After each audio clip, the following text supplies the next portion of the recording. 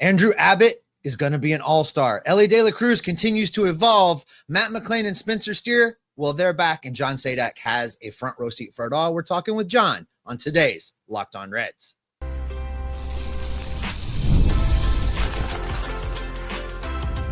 You are Locked On Reds, your daily Cincinnati Reds podcast, part of the Locked On Podcast Network, your team every day.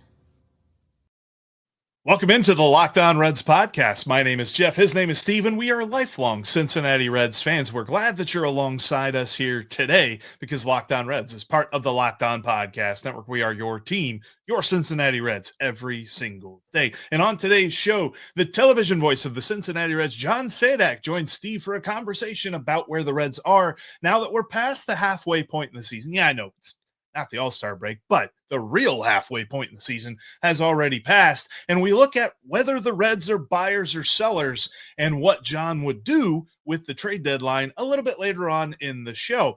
We also look at the lineup and the strides that Elly De La Cruz has made to really lead this team in run production just in a few minutes. But we will start with the pitching, the thing that drives the Cincinnati Reds to their success this season, all coming up on today's Locked On Reds podcast that is brought to you by FanDuel. Go over to FanDuel.com right now. New users can place a $5 bet, and if it wins, they get $150 in bonus bets.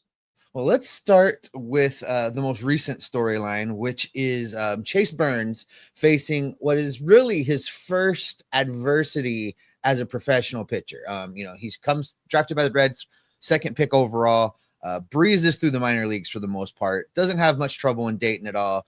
Doesn't have much trouble in Chattanooga. Doesn't have much trouble in Louisville.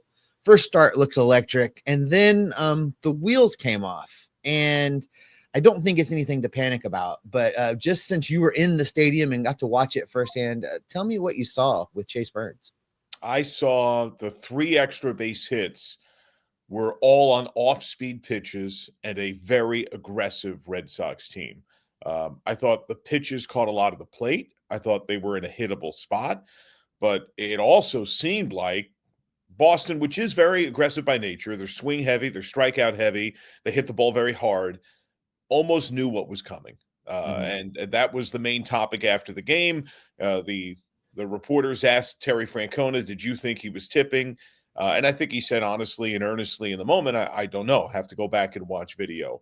But for a guy who throws 100, for that many extra base hits to come on his great slider and his very good changeup early, several of them on first pitch, that does kind of have some smoke to it at least. With Chase Burns, I think a tremendous upside. And, what we saw from him in his first start, I think is much more indicative of what we'll see out of him in the grand scheme of things. It's easy to forget that Hunter Green early on had starts like this. Nick Lodolo had starts like this. Graham Ashcraft rookie season had starts like this where, it wasn't their day. Doesn't sound like, at least from the Reds perspective, there was any concern other than figure out what went wrong and get it fixed. Yeah, I think that's exactly it. The stuff still was stuff. The command was not quite as clean. And, the nature of how Boston handled him, particularly in that inning, they have to go back and look at video and see what happened. But I think you're exactly right. I mean, you think of Hunter Green, particularly against the Brewers. Brewers were just a team that seemed to have his number, that seemed to know when it was fastball or slider. At least that's what the results would seem to indicate, because it's 2 very good pitches that they largely clobbered, many for home runs. And Alex Cora is known as being one of the best in the game at reading those tells, at reading those signs. And he's not the only guy. Wade Miley for the Reds is a guy that's known to be able to do that. Mike Napoli, who's on the coaching staff, has a knack for being able to do that. That's gamesmanship. That's not illegal. That's part of playing well, coaching and scouting, and part of the adjustment that players need to make as they get used to the big leagues.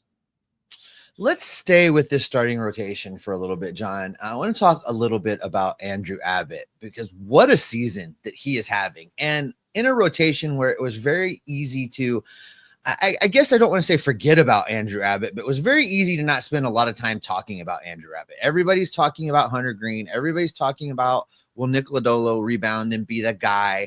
Everybody's talking about the young studs in the system coming through. Nobody's spending a lot of time talking about Andrew Abbott. All he's done this year is started 14 games with a 1.79 ERA. You look at his strikeouts per 9, he sits at 8.5. Here's the thing I love, his walk rate right now is 2.5.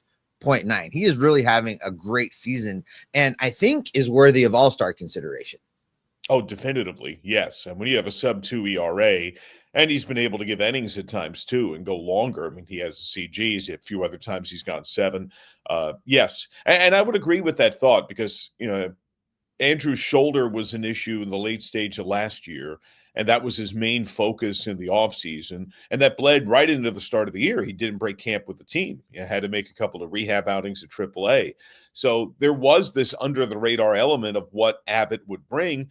You just wanted to make sure he was healthy and was able to just simply execute pitches, let alone try to, dominate opposing teams. I think the biggest wrinkle for him this year, there have been several, but the biggest one, that changeup has gone to another level, and it makes everything else play better. It can be a strikeout pitch. It's even more often a weak ground ball pitch.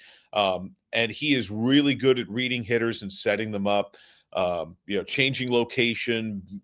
Cowboy talks all the time about the historic idea of having the hitter in a rocking chair. And I'm not sure there's a current Red that does a better job of that than Abbott. It's something Wade Miley is also great at, and that same kind of regard. I also think for Abbott, selectively, the addition of the cutter, which was the main pitch he was working on during those 2 AAA outings in Omaha. I asked him about this the other day, and he said it's a combination of, it is still a feel pitch that he's learning and trying to integrate, and also it's a matchup thing. The swing profile of the opposing team's hitter would dictate, does the cutter make sense in this game or not? So in the back-to-back starts against the Cubs, he used the cutter a lot. That's the most he's used it all year. In the other starts, it's been essentially a show-me pitch. It's been a change-of-pace type pitch.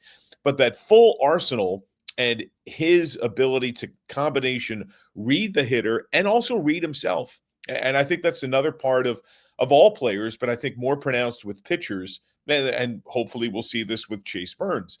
The more reps you get in the big leagues, the more you learn about yourself as a big league pitcher, which is just different. It's the biggest jump that there is. And I think Abbott is exceptional at knowing on certain days, this pitch isn't quite playing as well. Doesn't mean I abandon it. Doesn't mean I don't use it, but I might have to use it a little differently, whether in sequence or where in the zone I'm trying to throw it. And then the last thing for Abbott that I do think is in similar fashion a little under the radar, his patented pitch when he broke in was the heavy ride on that four-seamer that he used as a finisher. He had a lot of strikeouts when he first came in. That wasn't used as much last year. I felt like there was more focus on trying to throw across his body and be able to pound in on right-handed hitters. This year, though, we're seeing that high ride four-seamer again that's living at times 94. And with how he hides the ball, it plays even better than that against opposing hitters. So when his full arsenal is working, I mean, he threw a shutout against Cleveland. Like we've seen what he is capable of when he's able to do that. And yes, he definitely should be an all-star. Let's talk a little bit about Nick Martinez, because I had a little bit of concern starting to grow in the back of my head of Nick Martinez. He had a couple bad outings. He had that terrible start. Then he makes these appearances out of the bullpen, and it seemed to push, I don't know, John, a reset button in Nick Martinez almost, because he looked so good in that last start. I mean, you nearly got to call your second no-hitter for this team, which so close into the 9th inning there. But what was the talk like around the team and the clubhouse during that period where he was coming out of the bullpen a little bit and getting ready to head into that start? I think everybody expected that talent-wise he could turn it around. I don't think anybody expected him to come out and pitch nearly a no-hit 9-inning ball game. I think the bullpen appearances José Trevino was probably the one who had the best quotes about it. And he just gave a lot of praise to Martinez for his willingness to do whatever it took to help the team, because that's what it was born out of. The Reds bullpen was thin. I think it was also viewed by Terry Francona as an opportunity for Nick to flush the twin start, which was a really bad one. 7 runs, failed to go 3 innings, just didn't have it that day. Just going to happen. It's going to happen for anybody. But I think it was even more the eagerness that Nick had to step into something different, which, for him, he's more familiar with than most others. But still, he had been starting, and he's one of the veteran presences on this team. And now he's pitching in relief. And he did a great job, had a couple of perfect innings. And then I think it took another step that the second relief outing was born out of Nick. So Tito had the idea for the first one, and Nick was more than receptive to it, embraced it, and did a great job. But the plan was then for him to go right back into his normal rotation spot. Nick said, no, if we play with the math a little bit with the off day, we can keep Brady Singer on his normal rest, throw him on Wednesday. I can give you one more inning Monday, and then I'll be fine to go Friday against the Padres. And that helped the Reds immensely, because they wound up winning that game 1 against the Yankees. He threw a 1-2-3 7th, going into the top of the order. That was a huge, huge deal, because the absence of Graham Ashcraft in the bullpen is significant. And I think without those patchwork 2 outings from Martinez, there could have been a domino that the Reds could still be battling. It could have put them in a terrible spot when Burns only got 1 out at Fenway in game 1. As good as Elly De La Cruz has been, he continues to get better. Coming up, John and I will talk about the continued evolution of the Cincinnati Reds' most valuable player. That's next.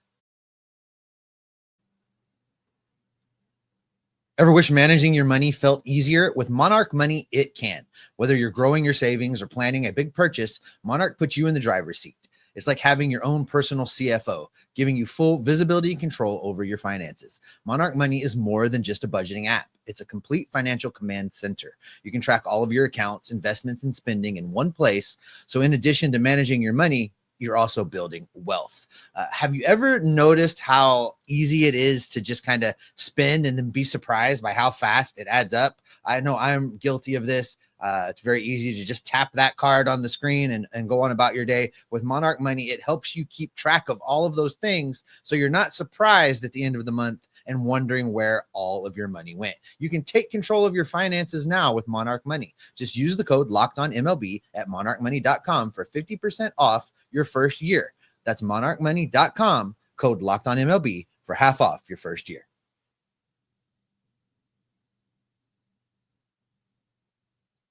Make sure you're subscribed. That way you don't miss any of the great Reds content we've got coming your way. You've got Jeff and I here on the mothership, the Locked On Reds podcast, Monday through Friday. Tim Daniel checks in after each and every Reds game with the Reds postcast. And then anything special along the way will also be in the feed. So make sure you are subscribed. All right, Jeff, lots more to talk about with John Sadak. As fun as the pitching conversation was, it's time to get into the position players and the hitters. And we're going to start with Elly De La Cruz, because John and I are both in agreement that as good as Elly is, he's getting better. Here's more with John Sadak.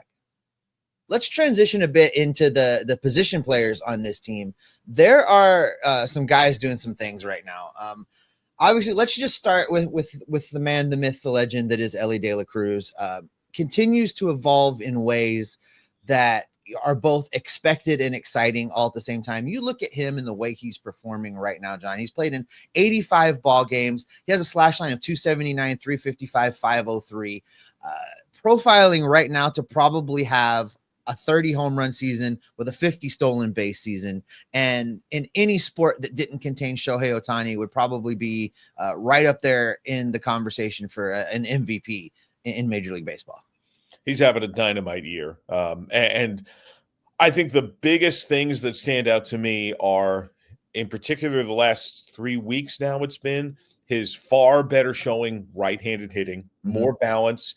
The average is coming up. The season-long number still doesn't look great, but the trend is significant. Shades of Steer. Steer's season-long numbers are still not great, but the trend for like a month now is pretty darn good.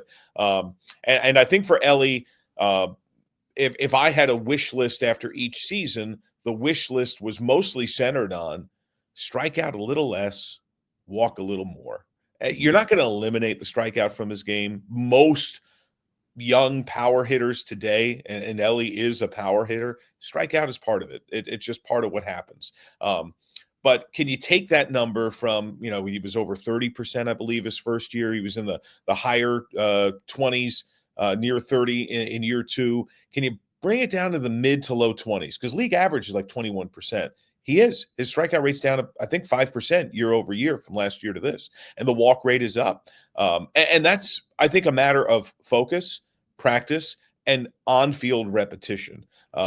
And he had a slower start to this year in some regards, but you're seeing that smoothness round out. And I also think for Elly, and there's a little bit of a simpatico relationship here. He hasn't had a consistent protector in that lineup. The second position was McLean for a long time, who got off to a really rough start. Then Espinal went in there, and after a week or so where he played okay, the offensive numbers crashed hard. And then behind him, it's been this rotation of Tyler Stevenson, who's missed chunks of the year and has been inconsistent. Spencer Steer, who until the last 3-4 weeks had been very inconsistent. And Austin Hayes, who when he's played has been great, but has been off and on in the IL multiple times on the year. I think now if hopefully we see a steadily healthy Hayes, ideally for the rest of the season, I think the way that Hayes and De La Cruz will help each other, I have to think that's informed part of what happened in Game 1 at Boston. Elly still had multiple hits, still had good at-bats, but the star was Hayes, the triple to center and the home run. And there's a little bit of pick your poison. No matter how good of a pitcher you are, even when it's Garrett Crochet and the rest of the Red Sox bullpen, you're going to have to attack one of those guys more. And right now, teams are probably more prone to attacking Hayes. If Hayes goes on a tear over the next week, 2 weeks, they're going to start to pitch Elly more. And that balance is a huge deal, because when you look at most of the other great young superstars, even if their lineups don't have outstanding depth, they usually have superior protection immediately in front and behind them. And that has not been there regularly for Elly.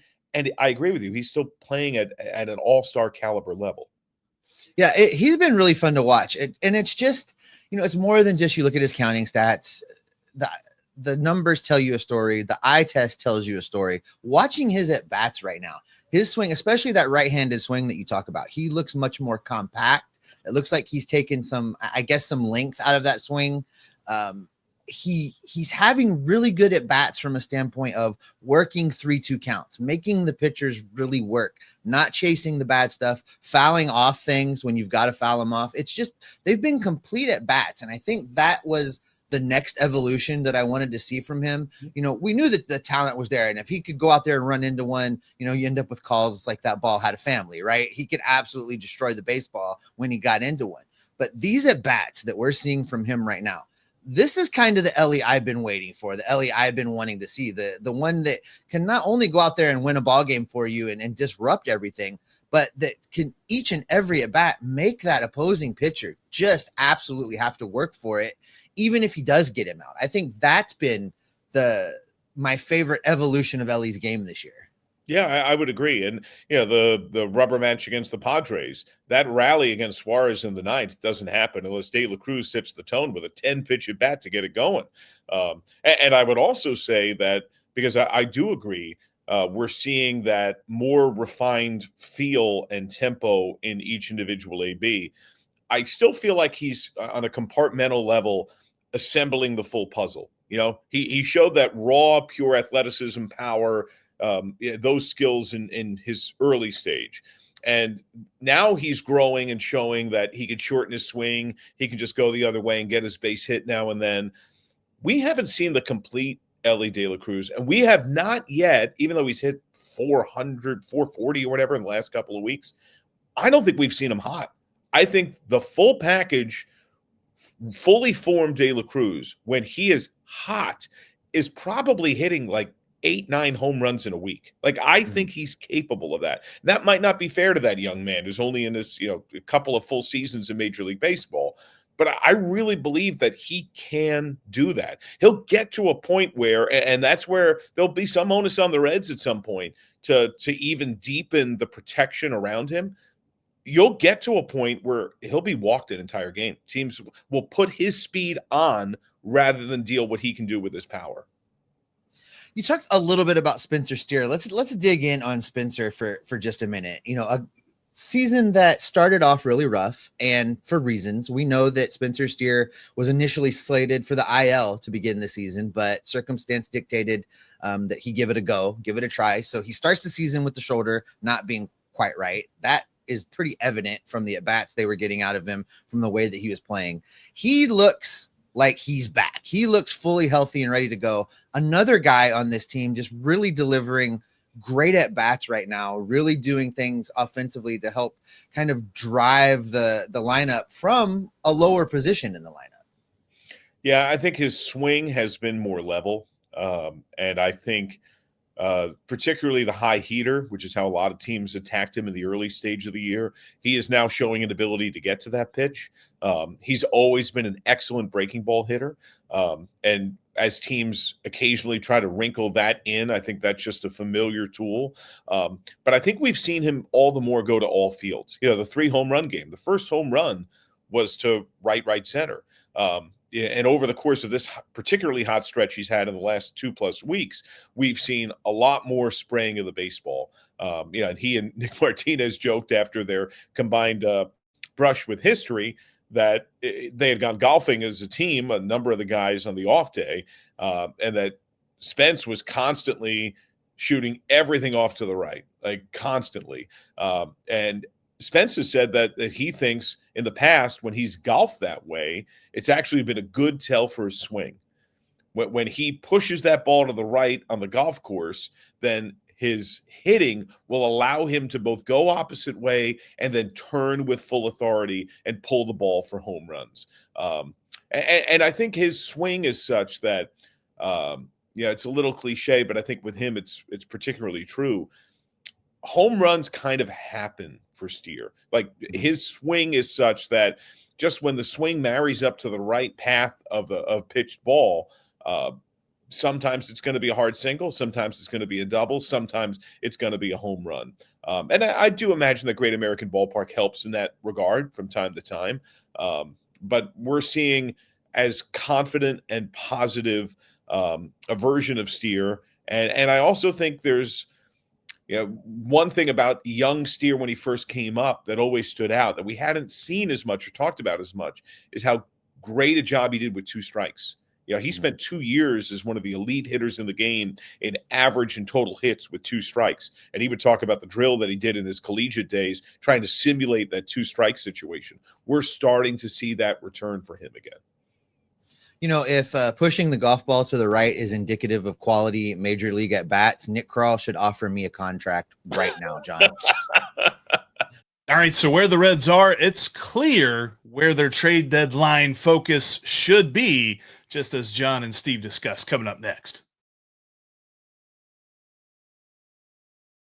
Summer sports season is in full swing, which means baseball takes center stage, and there's no better way to make every game, every day, that much more exciting than by going over to FanDuel.com. FanDuel is America's #1 sportsbook for many, many reasons, including Dinger Tuesday, where you can put together a same-game parlay or different game parlays of home run hitters and see your odds increase. Or you can just check out the money lines, like the money line on tonight's Red Sox game. I think the Reds are going to bounce back in a big way with Brady Singer on the mound.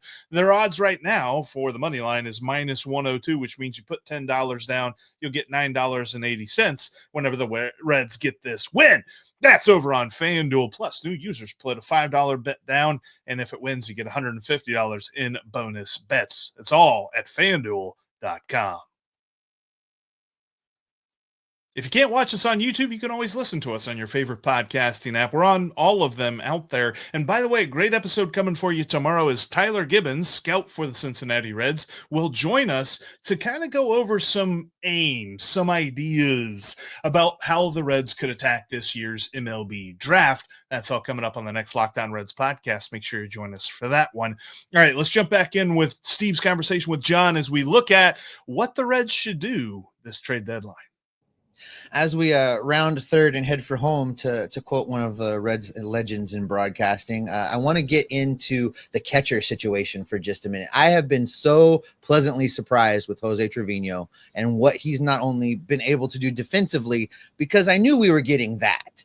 This offensive version of José Trevino has been a surprise to me. And I know he was an all-star for New York. I know he's had seasons in the past where he's had good numbers, but I didn't expect him to maintain for as long as he has offensively this season, to the point where it feels like, he's catcher number one and Tyler Stevenson's the DH for the most part. And I'm surprised by that. How surprised have you been by not only Jose's play, but how he's been utilized, I guess, in Tyler Stevenson's return? Yeah, I mean, I think if you look at the starts over the last particularly month or so, I'd have to do the better digging. I think Stevenson's gotten the majority of the starts. I think he is the number one catcher. But Trevino is, in my mind, I'm with you. I think it's found money. Yeah, you brought him in because you wanted someone that pitchers love to throw to, that has that feel for framing, that knows how to call a game.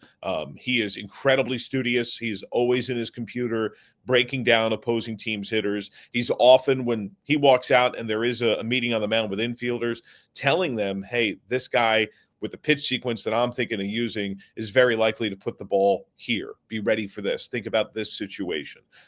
He has future manager written all over him, but the offensive production, this is the best year of his career. He's 3 extra base hits shy of his career high. It's July 1. I mean, he is having a terrific year.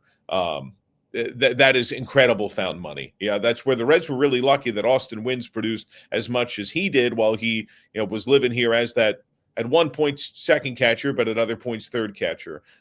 But Trevino has been a super, super find. And I know that the pitching staff all has entirely full confidence in him. He has shown other forms of leadership with his team readily. He's a guy who's been a part of winning teams. Yeah, that was the other thread when they brought in guys like Pagan and Martinez, that they wanted veteran presences that had been part of teams that were in playoff games, that experienced that, and Trevino brings that in a big way. But I'm right there with you, and I hope he continues to hit at that rate. But to me, that's almost found money. Let's wrap up with this, John. I would like for you to look into your crystal ball just a little bit, and we're going to let you play general manager for just a second. We're getting closer and closer to the All-Star game, getting closer and closer to the trade deadline. Are the Reds buyers or sellers? Let's start there.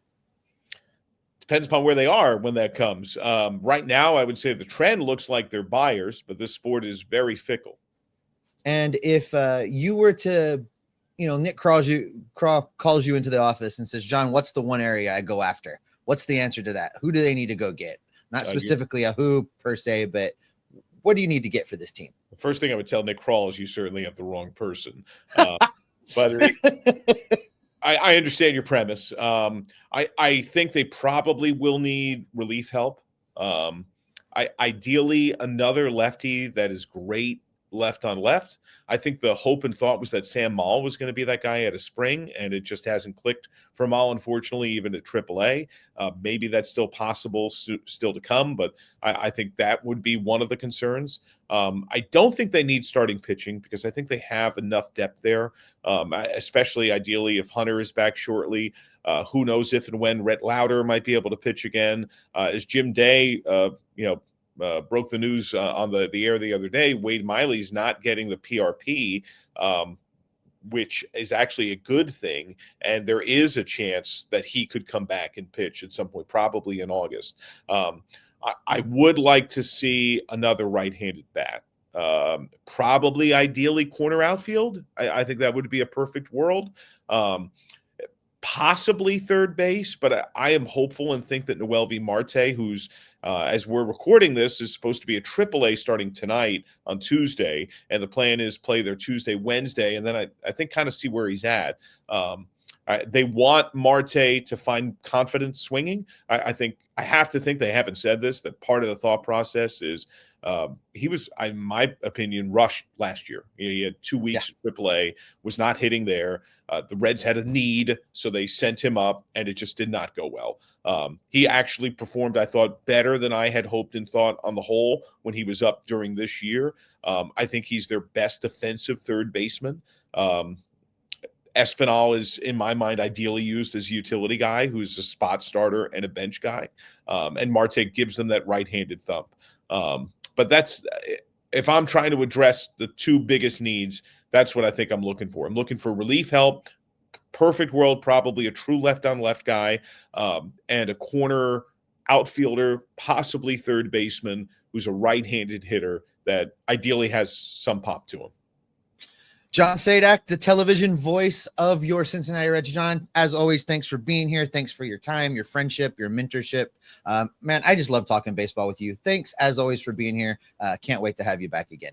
Likewise, my friend. Thank you, dude. All right, Jeff, as you can tell from all that, lots of reasons to be excited about the Cincinnati Reds team. The pitching, the hitting, all the pieces are there. I can't thank John Sadak enough for spending time dropping by. Lots of good stuff there. You know, as you teased coming out of the last break, we're not done this week with guest Red Scout Tyler Gibbons stopping by the show tomorrow. Make sure you're subscribed. You're going to want to check that out for sure. And with that, that's going to do it for this edition of Locked On Reds. Thanks as always for making Locked On Reds your first listen each and every day. Now go make the Locked On MLB feed your second listen. Not only do you get Paul Francis Sullivan, please call him Sully over there, with a national perspective on what's going on in baseball. Each and every night now you get MLB Game Night, where they're watching every single game, so you don't have to. They're going to break down what's going on in baseball, what just happened, with firsthand reporting from the entire Locked On Podcast Network. It's a great listen. Go subscribe today. Till we're back in your feeds tomorrow, we're going to keep gathering up the news, the notes, the information, the rumors, and the reports, and keeping you locked on Reds each and every day.